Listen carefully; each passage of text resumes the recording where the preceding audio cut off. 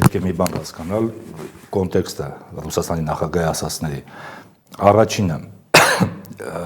այս պահին շատ լարված են հարաբերությունները Ռուսաստանի եւ Եվրոմիության։ Երբ որ Եվրոմիությունում ասում են, որ նրանք պատրաստվում են պատերազմի Ռուսաստանի հետ, դիտարկում են Ռուսաստանին որպես թշնամի, նույնիսկ ժամկետներ են հնչեցնում, երբ է այդ հնարավոր պատերազմը սկսվելու Ռուսաստանի հետ, եւ ակտիվ զարգացում են ուժային կոմպոնենտը կազմակերպության, մանավանդ ՆԱՏՕ-ի այդ ներքին խնդիրների ֆոնին, եւ Հայաստանը այդ պայմաններում ասում է, մենք նպատակ ենք դրել գնալ դառնալ անդամ Եվրոմիության օրենք են ընդունում, Ռուսաստանում տրամաբանական հաց է հնչում, դուք պատրաստվում եք միանալ մի կազմակերպությանը,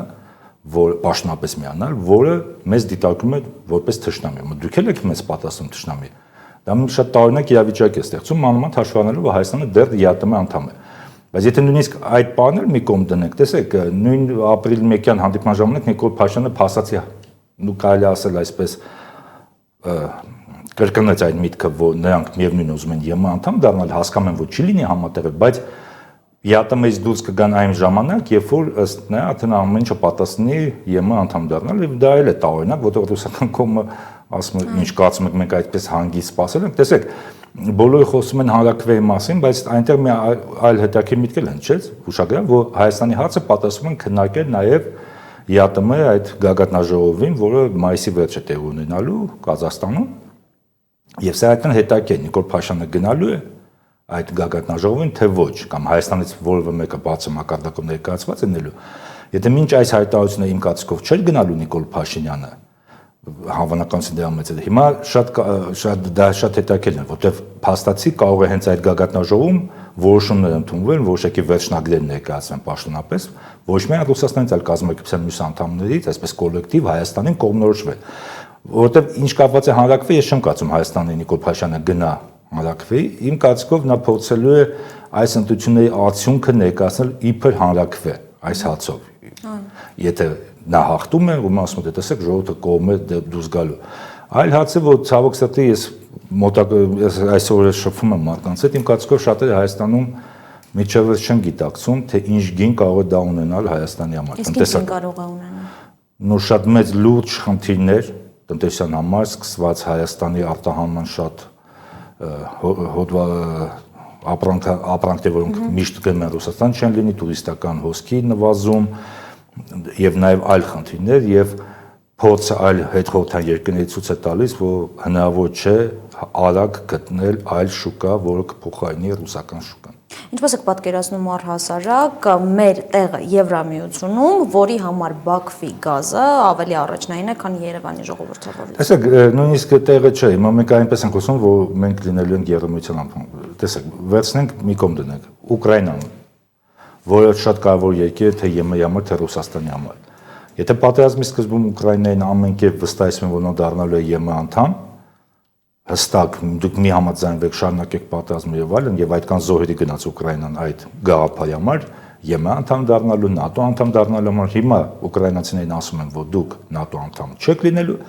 իսկ ԵՄ անդամ դառնալը անհասկանալի երբ է լինելու եւ ինչ պայմաններով է լինելու, որտեվ այս պայն հասկանալով, որ Ուկրաինան չի կարող, շատ երկրներ Եվրոմիության դեմ են լինելու Ուկրաինայի անդամակցությանը, միայն տնտեսական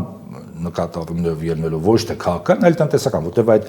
գումարները չգնան Ուկրաինային, իրենց շուկան պաշտպանեն եւ այլն։ Հիմա արդեն շատ ակտիվ սկսում է Եվրոմիությունում մի թեզ առաջ գնալ, որ եկեք մի ֆորմատ ստեղծենք, երբ որ դու իբր անդամ ես Եվրոմիության, բայց ամբողջական անդամ չես, օրինակ նույն վետոյի իրավունք չունես եւ այլն եւ այլն։ Փաստացի,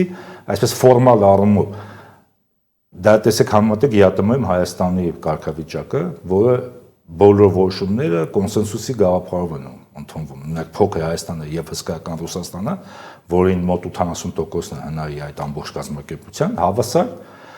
իրավունքներ ունեն, օրինակ քվեարկությունների ժամանակ եւ այլն։ Կամ տեսեք, թե նույնիսկ Լեհաստանը, որ ամենամոտիկ դաշնակիցն է Ուկրաինայի, այսպես իր լոբիստներից է Եվրոմիությունում, ուկրաինական ցորենը ոնց արգելեցին, որպեսզի Լեհաստան կամ այլ երկրներ գնան, որովհետև իրենց շուկան են պաշտպանում։ Դա համար այստեղ շատ բարդ է, եթե նույնիսկ Ուկրաինան է այս ամենից հետո այդքան լուրջ խնդիրների հետ հանդիպում իր եվրոինտեգրացիայի ճանապարհին։ Ես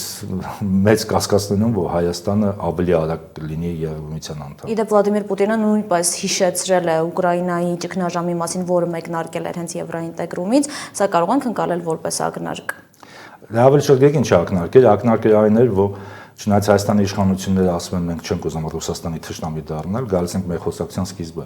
բայց Պուտինը ակնարկում է, որ Ուկրաինան էլ էր սկզբից իբր չէր ուզում Ռուսաստանի թշնամի դառնալ, ասում էր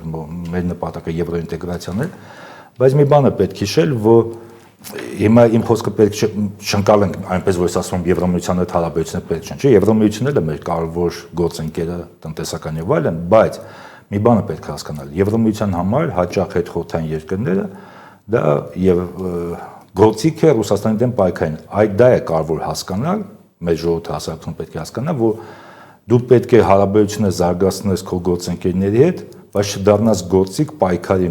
այդ երկու ուժային կենտրոնների միջև։ Ցավոք սրտի այդ ակնարկը Պուտինը այն է, որ Ուկրաինան էլ է սկզբից մտածում, որ դե գիտեք ինչ եվրոինտեգրացիա են կանում, բայց ի վերջո Ուկրաինան օգտագործեցին որպես գործիք պատերազմի Ռուսաստանի դեմ։ Չնայած Ուկրաինան, եթե շարունակեր նախկին քաղաքականությունը, ահռելի տնտեսական օգուտ կարող ստանալ, լինելով կամուրջ կապող Ռուսաստանին եւ Եվրամիությանը, բայց նախընտրեց գործիք դառնալ։ Հիմա ցավոք սրտի ակնարկային է, որ Հայաստանն էլ կարող է այդ նույն ճանապարհը կրկնի։ Հիմա ես իհարկե վստահ եմ, որ պատերազմի չի հասնի հայ-ռուսական հարաբերություններին, բայց տնտեսական լուրջ խնդիրներ, աշխարհակական խնդիրներ կարող են լինել։ Կրկին անդրադառնանք քաղաքակիրթ բաժանմանը, Պուտինը արդյոք ըստ ձեզ իրապես քաղաքակիրթ կհեռանա, թե այնուամենայնիվ կարող է օգտագործել Ռուսաստանում օրինակ բնակվող միլիոնավոր հայերի գործոնը նրանց զանգվածաբար արտաքսելով Հայաստան։ Դե գիտեք, ինչ եմ ուզում այդ թեման խորանամ, որովհետև դա այնպիսի թեմա է, դա Ռուսաստանի իշխանությունները գիտեն կամ էլ իրենց ոչ մի։ Այստեղ այլ հաց է, քաղաքակիրթ բաժանումը գիտեք ինչ ակնարկային էլ, որ այդ Նիկոլ Փաշինյանի ասածը, դե մենք որոշել ենք Եվրամիության անդամ դառնալ, բայց կմնանք ստեղ կօգտվենք բարիքներից, ինչքան մեզ պետք է, այսպես էգոիստական մի փոքր ցինիկ մոտեցումը, ակնարկը դա է, որ դա սիրուն չի, դա քաղաքավարի չի, քաղաքակիրթ չի, եկեք, եթե դուք մեր հետ չեք, դա ձեր որոշումն է, այնտեղ Պուտինն էլ կկնչի, որ նա հարգում է հայ ժողովրդի որոշումը, եթե հայ ժողովրդին դա լավ է, հայ ժողովուրդը գտնում է, որ դա լավ է,